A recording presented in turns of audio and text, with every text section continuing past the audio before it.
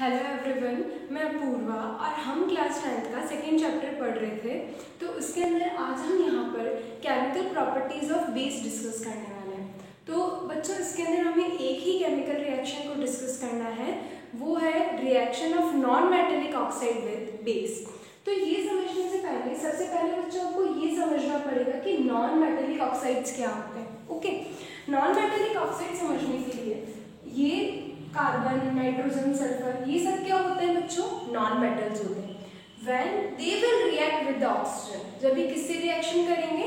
Oxygen से reaction करेंगे। जैसे कि कार्बन जब किससे रिएक्ट कर रहा है? O2 से रिएक्ट कर रहा है, तो यहाँ पे क्या बन जाएगा? कार्बन डाइऑक्साइड, जो कि एक नॉन मेटेलिक ऑक्साइड है। और यहीं मैं बात करूँ नाइट्रोजन प्लस ऑक्सीजन की, तो वापस से क्या रिएक्शन करके दोनों क्या बना लेंगे? NO2 बना लेंगे, जो भी एक नॉन मेटेलिक ऑक्साइड होता है। अब बात करते हैं सल्फर की। तो जब सल्फर ऑक्सीजन से रिएक्शन करेंगे तो ये यहाँ पे बनाएंगे बच्चों SO2। क्या बना लेंगे? SO2 बना लेंगे, और ये भी एक नॉन मेटेलिक ऑक्साइड होता है। तो हमें यहाँ पे ये जो सारे ऑक्साइड्स हैं, इनकी रिएक्शन किससे करवानी है? बेस के साथ में इसकी रिएक्शन करवानी है। तो जो चीज़ यहाँ पे आपको पता होनी चाहिए कि नॉन मेटेलिक ऑक्साइड हमेशा कैसे होते हैं बच्चों? एसिडिक नेचर के होते हैं। कैसे होते हैं? एसिडिक नेचर के। जैसे कि आपको याद हो कि हमने एक रिएक्शन पढ़ी थी, एसिड की रिएक्शन। हमने वहाँ पढ़ा था कि जो मेटेलिक ऑक्साइड होते हैं वो खुद बेस होते हैं, इसलिए वो किसके साथ रिएक्ट करते हैं? एसिड के साथ रिएक्ट करते हैं। अगर कोई खुद एसिड है तो वो किसके साथ रिएक्शन शो करेगा बच्चों? ऑब्वियसली बेस के साथ शो करेगा। इसीलिए ये जो सारे ये कैसे हैं? एसिडिक नेचर के। अगर ये खुद एसिडिक है तो ये रिएक्शन बेस के साथ में शो करेंगे। इसीलिए यहाँ पे जो दोनों रिएक्शन है, यहाँ पे मैंने क्या लिख रखा है? बेस लिख रखा है। तो फर्स्ट रिएक्शन देखते हैं। फर्स्ट रिएक्शन के अंदर कार्बन डाइऑक्साइड किसके साथ रिएक्ट कर रहा है? Calcium hydroxide. क्या नाम है बच्चों इसका? यहाँ पे कैल्शियम हाइड्रोक्साइड। जब ये इसके साथ रिएक्ट करेगा तो एक तो यहाँ पे बन जाएगा सॉल्ट, जिसका नाम होता है कैल्शियम कार्बोनेट। क्या है बच्चों? ये यहाँ पे कैल्शियम कार्बोनेट, प्लस इसके साथ क्या प्रोड्यूस हो रहा है? वाटर प्रोड्यूस हो रहा है। तो हम यहाँ पे क्या ऑब्जर्व कर सकते हैं कि जब भी कोई नॉन मेटेलिक ऑक्साइड, सबसे पहले तो एक ही जो नॉन मेटेलिक ऑक्साइड है, इसके नीचे आप लिख सकते हैं दे आर एसिडिक। कैसे होते हैं बच्चों ये यहाँ पे? They are of acidic nature.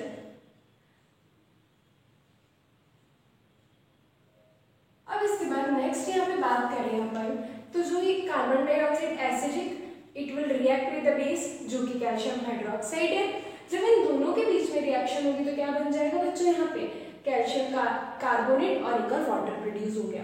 अब इसके बाद एक और यहाँ पे रिएक्शन है। इसके अंदर कार्बन डाइऑक्साइड किसके साथ रिएक्ट कर रहा है? सोडियम हाइड्रोक्साइड के साथ रिएक्ट कर रहा है। किसके साथ रिएक्ट कर रहा है बच्चों? Sodium hydroxide. जब इन दोनों के बीच में रिएक्शन होगी तो यहाँ पे क्या बनेगा? सॉल्ट जो है सोडियम कार्बोनेट, और इसके साथ क्या बन रहा है बच्चों? एक और वाटर। तो यहाँ पे हम लिख देंगे सोडियम कार्बोनेट। तो ये रिएक्शन भी एक टाइप की न्यूट्रलाइजेशन रिएक्शन ही लग रही है क्या आपको भी? कैसे कि अगर एसिड और बेस रिएक्ट कर रहे तो क्या बन रहा है? Salt and water. तो हम यहाँ पे लिख सकते हैं, हम इसका जनरल फॉर्मेट कैसे लिख सकते हैं कि non metallic oxide when reacts with, non metallic oxide किसके साथ रिएक्ट कर रहा है बच्चों? बेस के साथ में। तो यहाँ पे क्या क्या बन रहा है? एक तो बन रहा है सॉल्ट, और एक और क्या बन रहा है बच्चों? वाटर। तो यहाँ लिख देंगे सॉल्ट प्लस वाटर। ठीक है, एक चीज तो ये। फिर एक और चीज क्या कि ये जो दोनों रिएक्शन है वो ये दोनों रिएक्शन भी कैसी लग रही है हमें? Neutralization reaction, because it is also a reaction between acid and a base। तो इस रिएक्शन को भी हम कौन सी रिएक्शन बोल सकते हैं? Neutralization reaction. अब इसके बाद में ये वाला जो टॉपिक है वो हमारा यही कंप्लीट होता है। नेक्स्ट हमें इसके अंदर पढ़ना है बच्चों यहाँ पे what do acids and bases have in common। सबसे पहले हम इसके अंदर ये समझेंगे कि एसिड्स और बेसिस में कॉमन होने के लिए तो मतलब वो तो आयन्स होते हैं, बट सबसे पहले ये समझेंगे कि आयन क्यों जरूरी है। ठीक है, उसके बाद हम ये टॉपिक स्टार्ट करेंगे। सबसे पहले आप ऐसा माने कि जो प्योर वाटर है, क्या है? Pure water. अगर कोई पर्सन बहुत टाइम तक प्योर वाटर का कंजम्पशन कर रहा है, ठीक है, जो हम पानी पीने का यूज़ में लेते हैं वो वाटर एकदम डिस्टिल्ड वाटर है कि उसके अंदर कोई भी आयन नहीं है। प्योर वाटर को मैं यहाँ पे क्या लिख सकती हूँ, वाटर फ्री ऑफ आयन, इसके अंदर कोई भी आयन नहीं है। अगर कोई पर्सन प्योर वाटर को लंबे टाइम तक अगर इसका यूज़ ले रहा है तो हम देखेंगे कि उस पर्सन को बहुत सारी डिजीज हो सकती है, as well as at the particular point of time उस पर्सन की डेथ भी हो सकती है। ऐसा क्यों हो रहा है? ऐसा इसलिए होता है बच्चों क्योंकि प्योर वाटर के अंदर कोई भी आयंस नहीं होते। अभी मैंने बताया अगर आयंस नहीं है तो हमारी बॉडी के बहुत सारे लाइफ प्रोसेस स्टॉप हो जाएंगे, और लाइफ प्रोसेस स्टॉप हो जाएंगे तो हमारी डेथ हो सकती है। इसलिए इन जनरल जो भी हम वाटर यूज में लेते हैं उसके अंदर बहुत सारे आयंस प्रेजेंट होते हैं, और वो आयंस हमारी बॉडी के लिए बहुत यूजफुल है। फर्स्ट चीज तो ये। अब यहाँ पर क्या करते हैं, मान लीजिए एक एक्टिविटी कर रही हूँ मैं। इस एक्टिविटी के अंदर मैंने क्या किया, ये यहाँ पे हमने बीकर लिया, इस बीकर के अंदर ये प्योर वाटर प्रेजेंट है, ठीक है, प्योर वाटर है। अब मैंने इस वाटर से यहाँ पे एक बैटरी कनेक्ट कर दी, एक यहाँ पे बल्ब लगा दिया, ठीक है, और एक स्विच कनेक्ट कर दिया इससे। तो मैं देखूंगी यहाँ पे कि ये जो बल्ब है वो ग्लो ही नहीं कर रहा। क्यों नहीं कर रहा? क्योंकि इसके अंदर कोई भी आयंस प्रेजेंट नहीं है। अभी इसमें हमने क्या लिया था, हमने यहाँ पर लिया है प्योर वाटर। अब इस प्योर वाटर के अंदर अगर मैं कोई सॉल्ट ऐड कर दूँ, क्या ऐड कर दिया बच्चों मैंने इसके अंदर? सॉल्ट। जैसे सॉल्ट मान लीजिए मैंने इसके अंदर ऐड किया यहाँ पर NaCl। कौन सा सॉल्ट ऐड किया? Sodium chloride. जैसे ही NaCl ऐड किया तो मैं देखूंगी कि जो NaCl है किसमें डिसोसिएट हो गया, Na+Cl-। क्या यहाँ पे आयंस बन गए? बिल्कुल बन गए। एक तो बन गया यहाँ पे आपका कैटायन, और एक और क्या बन गया बच्चों यहाँ पे? एनायन। ओके, अब यहाँ पर हम क्या ऑब्जर्व करेंगे कि जैसे ही सॉल्ट आपने इसका ऐड किया तो ये जो बल्ब है यहाँ से प्लस माइनस यहाँ पे आया, यहाँ पे आयंस है, आयंस से कंडक्शन में हेल्प किया, ये जो बल्ब है वो यहाँ पर ग्लो करना स्टार्ट कर, मतलब जो बल्ब है वो ग्लो करने लग जाएगा।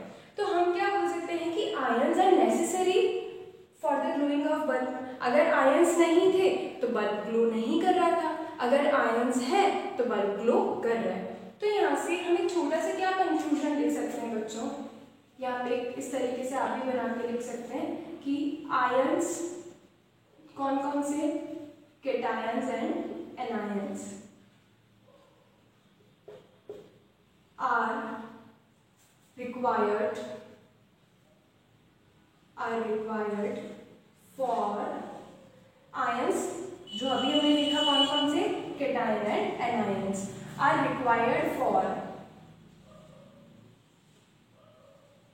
conduction of electricity. ओके, अब यहाँ पर एक और एग्जाम्पल भी ले सकते हैं। मान लीजिए कि ये प्योर वाटर और सॉल्ट ना लेके आपने इसके यहाँ आपने इस बीकर के अंदर अभी ले लिया रेन वाटर, ठीक है। अब क्वेश्चन आता है कि रेन वाटर कंडक्शन करेगा या नहीं करेगा। तो क्या होता है, मान लीजिए जब ये बारिश हो रही है, ठीक है, क्या हो रहा है, जब ये बारिश स्टार्ट हो रही है, जब बारिश स्टार्ट होने लगती है तब क्या होता है कि मतलब जनरली एटमॉस्फेयर के अंदर बहुत सारे ऑक्साइड प्रेजेंट होते हैं, जैसे कि कार्बन डाइऑक्साइड, सल्फर डाइऑक्साइड, ठीक है, NO2, ये सब प्रेजेंट होते हैं एटमॉस्फेयर के अंदर।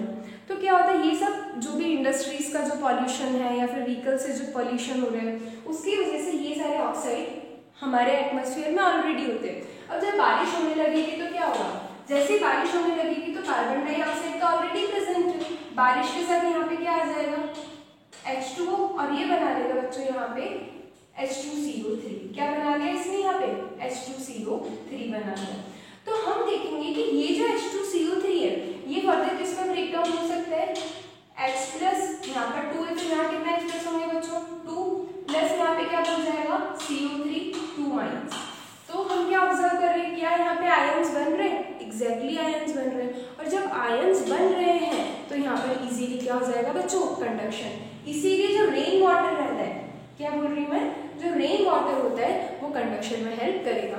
मतलब अगर आपने इस बीकर में रेन वाटर लिया और अगर बैटरी से ऐसे करंट पास करवा रहे हो तो आप देखोगे कि ये जो बल्ब है वो यहाँ पर ग्लो करने लग जाएगा। ओके, तो अब हम यहाँ पे एक्टिविटी पढ़ेंगे, एक्टिविटी 2.8 इसी टॉपिक को जो एक्सप्लेन करती है। बच्चों तो अपन एनसीईआरटी की एक्टिविटी 2.8 डिस्कस करेंगे। इस एक्टिविटी से आपको ये समझ में आएगा कि एसिड्स एंड बेसिस किस तरीके से कंडक्शन में हेल्प करते हैं। जैसे कि हमने अभी पढ़ा था, एक सॉल्ट था, सॉल्ट को जब वाटर में हमने डिसॉल्व किया तो सॉल्ट ने कैटायंस और एनायंस प्रोड्यूस किए। जैसे ही कैटायंस और एनायंस प्रोड्यूस हुए तो कंडक्शन स्टार्ट हो गया।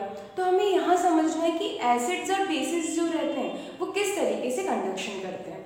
तो आइए सबसे पहले हम ये डायग्राम समझते हैं। यहाँ पर क्या है, एक बीकर लिए, इस बीकर के बीच में रबर कॉर्क लगा दिया। क्या लगा दिया? रबर कॉर्क लगा दिया। अब इसके ऊपर 2 आयरन की नेल्स फिक्स कर दी। किसकी नेल्स फिक्स कर दी बच्चों? यहाँ पे आयरन की नेल्स फिक्स कर दी। अब इसके बाद में हमने ये जो बीकर है, इस बीकर को हमने डाइल्यूट HCl, एसिड का कोई भी सॉल्यूशन, डाइल्यूट HCl मतलब आप 3 to 4 ड्रॉप्स आपने एसिड की ली और उसके बाद उसमें वाटर ऐड कर दिया तो वो कौन सा बन जाएगा बच्चों?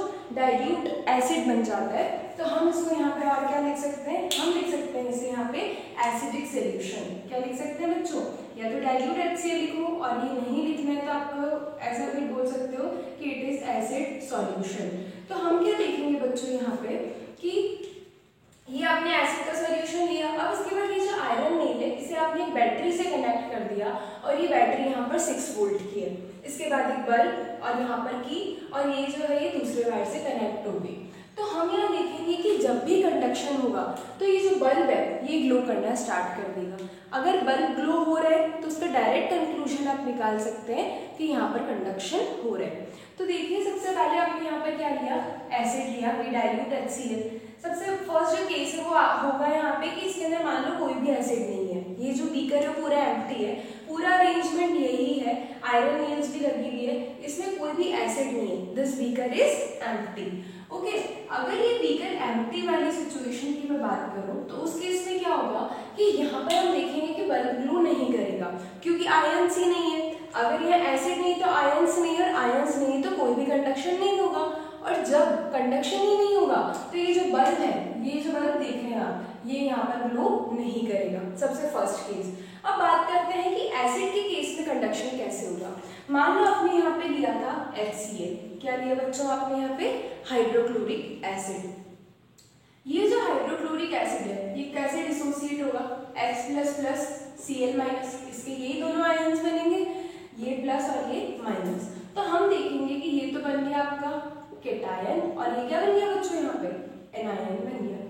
तो ये HCl आयंस में डिसोसिएट हो गया। तो जैसे यहाँ पे मान लो कि ये आपने करंट फ्लो कराया, तो ये तो इसके एसिड के अंदर तो ऑलरेडी डिसोसिएटेड है H+ और Cl- में। तो हम देखेंगे इसके अंदर कि जो भी आयंस है वो इस आयरन नेल से कहाँ पहुंचेंगे? कहाँ पहुंचा देंगे? जो भी करंट आया उसको यहाँ पहुंचा देंगे। जैसे ही इस आयरन नेल में पहुंचा तो हमारा सर्किट पूरा कंप्लीट हो जाएगा और जो बल्ब है वो ग्लो करना स्टार्ट कर देगा। इन केस यहाँ आयन नहीं होते तो करंट कहाँ तक आता? इस वाले आयरन नेल तक आता। क्या यहाँ तक पहुंच पाता? नहीं पहुंच पाता। उनको कोई करंट पहुंचाने वाले ही नहीं है सेकेंड आयरन नेल के पास में, तो उस केस में बल्ब ग्लो नहीं करता। अब मान लीजिए आप एक और एसिड ले लें। कौन सा ले लें बच्चों? H2SO4। H2SO4 कौन सा एसिड होता है? क्या नाम होता है इसका यहाँ पे? Sulphuric acid. कौन सा एसिड होगा बच्चों? ये सल्फ्यूरिक एसिड।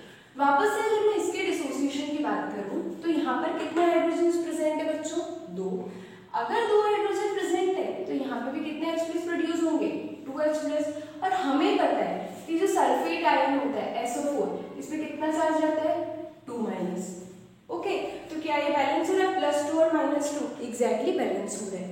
तो हम देखेंगे क्या H2SO4 आयंस में ब्रेक हो पा रहे हैं? एग्जैक्टली हो पा रहा है। It is also broken down into cation and anion. इन दोनों के अंदर ब्रेक हो गया। तो हम देखेंगे कि मान लीजिए आपने अब यहाँ पे डाइल्यूट HCl का सोल्यूशन ना लेके किसका सोल्यूशन ले लिया बच्चों? डाइल्यूट सल्फ्यूरिक एसिड का।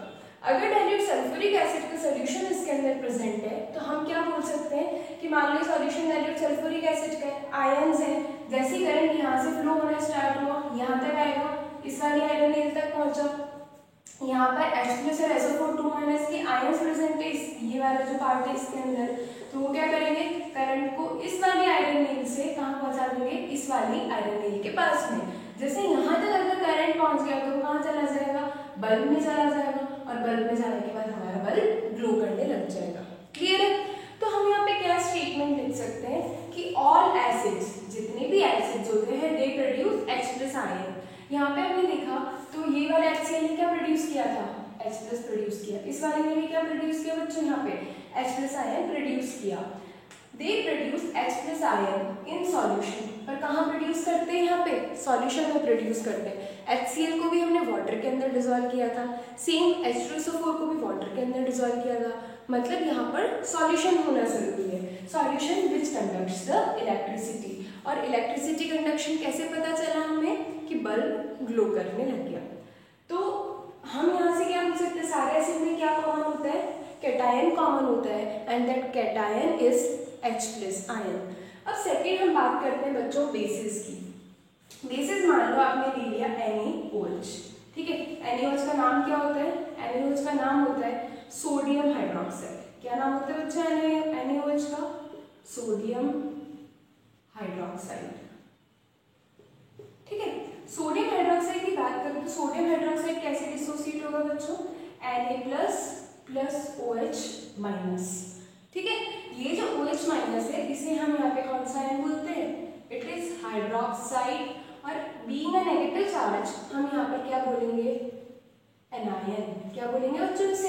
Anion, hydroxide anion. तो हम देखेंगे कि ये जो एक्टिविटी है, इस एक्टिविटी में हमने अब पहले तो हम डाइल्यूट HCl ले रहे थे, फिर डाइल्यूट H2SO4 लिया। अब ये जो बीकर है इसके अंदर हम यहाँ पे क्या ले लेंगे? NaOH। क्या ले लेंगे हम यहाँ पे? Dilute NaOH। जब हमने डाइल्यूट NaOH लिया तो वापस से हम देखेंगे बल्ब ग्लो करने लग गया। तो वापस से क्वेश्चन आता है कि ऐसा क्यों हो रहा है? क्योंकि NaOH किसके अंदर डिसोसिएट हो गया? Na+ और OH- के अंदर। जैसे ही ये Na+ और OH- में डिसोसिएट हुआ तो बच्चों आप यहाँ पे ऑब्जर्व करेंगे वापस से सेम कि जैसे बैटरी से करंट फ्लो होना स्टार्ट होगा तो हम क्या ऑब्जर्व करेंगे? यहाँ तक करंट पहुंचा, फिर इस सॉल्यूशन के अंदर कौन कौन से आयन प्रेजेंट है? Na+ और OH- के आयन प्रेजेंट है। ये जो आयन्स होंगे वो करंट को इस आयरन नील से कहां तक पहुंचा देंगे? सेकेंड आयरन नील तक पहुंचा देंगे। सेकेंड आयरन नील तक पहुंच गया अगर करंट, तो उसके बाद में तो वायर है, वायर से कहां चला जाएगा? बल्ब के पास चला जाएगा, बल्ब ग्लो करना स्टार्ट कर देगा। तो वापस से सेम ही कॉन्सेप्ट रिपीट हो रहा है। अगर आयन्स प्रेजेंट है तो बल्ब ग्लो कर रहा है। अब एक और मैं एसिड का एग्जांपल लूं, and that acid is KOH। क्या है बच्चों ये एसिड यहाँ पर? KOH, जिसका नाम होता है पोटेशियम हाइड्रोक्साइड। क्या नाम होता है बच्चों इसका यहाँ पे? Potassium hydroxide. अब मैं अगर आपसे पूछूं कि ये किस तरीके से कंडक्शन करेगा, ये कौन कौन से आयन्स में ब्रेक होगा, तो कौन कौन से होंगे? K++OH-। ओके, वापस से K+ और OH- अगर यहाँ पर आयन्स बन रहे हैं तो कंडक्शन हो जाएगा, और कंडक्शन हो जाएगा मतलब क्या होगा? बल्ब ग्लो करना स्टार्ट कर देगा। तो हम यहाँ पे क्या फाइनली इन दोनों एग्जाम्पल की हेल्प से हम यहाँ पे क्या बोल सकते हैं? All basis produce OH- ion. मतलब कि जो भी बेसिस होते हैं वो क्या प्रोड्यूस करते हैं बच्चों? OH- प्रोड्यूस करते हैं ion in solution for the conduction. जिस तरीके से एसिड्स H+ प्रोड्यूस करते हैं, एसिड क्या प्रोड्यूस कर रहे थे बच्चों? H+ प्रोड्यूस कर रहे थे। उसी टाइप से हम यहाँ पे क्या ऑब्जर्व कर सकते हैं कि जो बेसिस है वो क्या प्रोड्यूस कर रहे हैं? Common hydroxide ion. और ये जो कॉमन हाइड्रोक्साइड आयन है it is responsible for the conduction of electricity. मतलब जो बेसिस होंगे वो OH- प्रोड्यूस करेंगे, और जो एसिड्स होंगे वो यहाँ पे H+ प्रोड्यूस करेंगे। सबसे फर्स्ट चीज तो ये। अब सेकेंड बात आती है कि अगर मैं यहाँ पे बोलूँ ग्लूकोज और एल्कोहल, अगर मैं यहाँ पे ग्लूकोज का सॉल्यूशन लूँ तो मैं देखूंगी कि यहाँ पे कंडक्शन नहीं हो रहा। क्या देखेंगे बच्चों इसके अंदर हम यहाँ पे कि it does not show any type of conduction. तो यहाँ पे कंडक्शन नहीं हो रहा। तो ऐसा क्यों हो रहा है? ग्लूकोज का फॉर्मूला होता है आपका C6H12O6। ओके, हाइड्रोजन तो यहाँ पे भी आ रही है तो इसका मतलब यहाँ पे भी कंडक्शन होना चाहिए, बट ये आयंस के फॉर्म में डिसोसिएट ही नहीं होता, ये कैटायंस और एनायंस नहीं बनाता। और अगर कैटायंस और एनायंस ही नहीं बन रहे तो कंडक्शन ही पॉसिबल नहीं। ओके, जो अपना बेसिक रूल है वही फॉलो नहीं हो रहा है यहाँ पे कि ये कैटायंस और एनायंस के अंदर ब्रेक डाउन नहीं हो रहा है। तो हम यहाँ पे क्या लिख सकते हैं? उसी टाइप से एक बार ये भी डिस्कस कर लेते हैं। एल्कोहल, एल्कोहल भी वापस से सेम कि ये भी कोई कंडक्शन करता। अगर हम इसका देखें तो यहाँ पे भी किसी भी टाइप का कंडक्शन नहीं होता। तो क्या वापस से सेम बोलना है हमें यहाँ पे कि कंडक्शन इसलिए नहीं हो रहा है क्योंकि यहाँ पर केटायंस और एनायंस प्रोड्यूस नहीं हो रहे। और जब तक आयंस प्रोड्यूस नहीं होंगे, आयंस मतलब केटायंस और एनायंस, जब तक ये दोनों ही प्रोड्यूस नहीं होंगे तब तक किसी भी टाइप का कंडक्शन नहीं हो सकता है। तो क्या होगा कि जब आप इसमें ग्लूकोज ले रहे हैं तो बल्ब ग्लो नहीं करेगा। सेकेंड में बात करूँ एल्कोहल की, तो अगर आपने सॉल्यूशन जो है वो एल्कोहल का सॉल्यूशन ले लिया, उस केस में भी यहाँ पे बल्ब ग्लो नहीं करेगा। और बल्ब ग्लो ही नहीं कर रहा तब तो अपना यहाँ पे कंडक्शन नहीं हो रहा है। तो यहाँ पे एक सिंपल सा आप ऐसा लिख सकते हैं,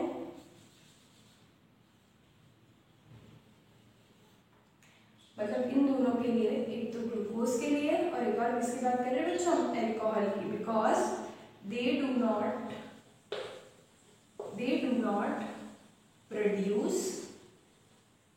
not produce any ion। any ion में कौन कौन से होंगे बच्चों यहाँ पे, cation and anion in the solution. कि जब ये केटायन और एनायन ही नहीं प्रोड्यूस कर रहे तो कंडक्शन नहीं हो रहे। अब यहाँ पे एक और एग्जांपल ले लेते हैं, लास्ट सॉल्ट। मान लो आपने यहाँ पे एक सॉल्ट ले लिया NaCl। NaCl का नाम क्या होता है बच्चों, सोडियम क्लोराइड, ठीक है, क्या नाम होता है इसका यहाँ पे, सोडियम क्लोराइड। तो आपने ये जो बीकर है, बीकर में आपने जो आप यहाँ पे ग्लूकोज और अल्कोहल जिसका भी सॉल्यूशन आपने फिल किया, उस सॉल्यूशन को हटा के आपने किसका सॉल्यूशन डाल दिया इसके अंदर, सॉल्ट का सॉल्यूशन डाला।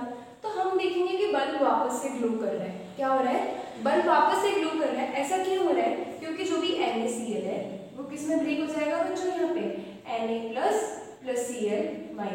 और अगर ये ब्रेक हो गया इसका मतलब यहाँ पे कंडक्शन होगा। तो बहुत ही सिंपल सा कॉन्सेप्ट आज हमने समझा कि एसिड और बेस किस तरीके से कंडक्शन में हेल्प करते हैं। एसिड्स H+ प्रोड्यूस करते हैं और जो बेसिस होते हैं वो OH- या फिर हाइड्रोक्साइड आयन प्रोड्यूस करते हैं। अब हम यहाँ पर नेक्स्ट वीडियो लेक्चर के अंदर डिस्कस करेंगे कि एसिड्स को वाटर में डिसॉल्व करते हैं तो किस तरीके से उसके अंदर चेंजेस आते हैं। Thank you.